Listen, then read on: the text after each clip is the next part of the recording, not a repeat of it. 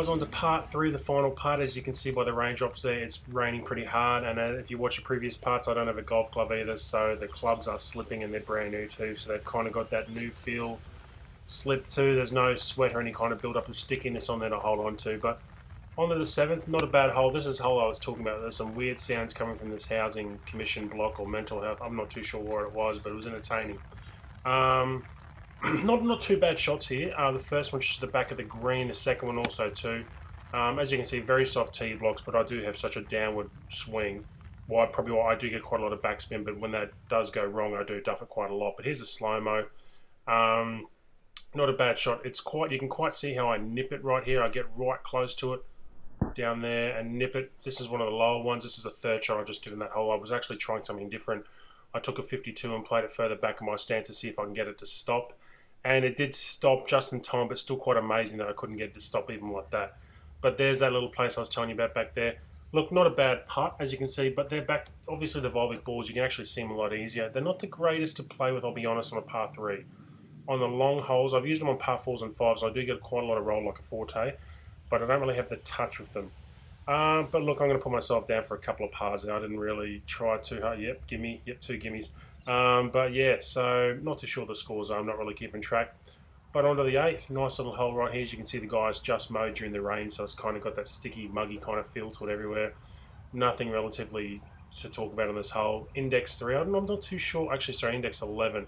So one of the easier, well, mid-range easier holes. There's actually like a grassy bunker in front there, so I think that was put there by some members who voted for people stopping to roll the ball up to the green.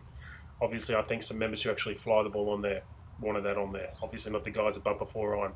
But I tell you what, some nice homes around this golf course, and then you've got that kind of weird kind of place, housing commission place right there too. So it's quite a you know, different scales of living standards right there. But that's Bulimba. It's quite a nice area. But yeah. But look, obviously the whole thing of the day was I was landing on greens and rolling off. And honestly, if I want to play here again, if it's a bit drier, I would probably take a little bit less of a club, 1 or 2 bounces on, and let it roll in. Maybe that's obviously the little local rule people play to around here. They don't really fly the greens. And it reminds me of playing Nudgee College Golf Club, if any of you guys remember that. You couldn't really fly many of the greens because they were clay based and very hard. But yeah, obviously I think that's the closest we get to a winter tee. All you guys in England right there. Actually, I didn't actually mind it because even with all this rain, I actually tuned off one off camera and it was actually quite good. You can see how soft that is right there, and I'm barely even swinging at that. So both balls, one ball was just short. I think this ball was actually one of my shots of the day. I won't spoil it, I'll let you watch it. But just behind the clubhouse there, that's the Brisbane River and the city all back around there. That's Hamilton, the race courses. Then over to the left, that's the main city itself. But yeah, this was the first tee shot that landed a bit short.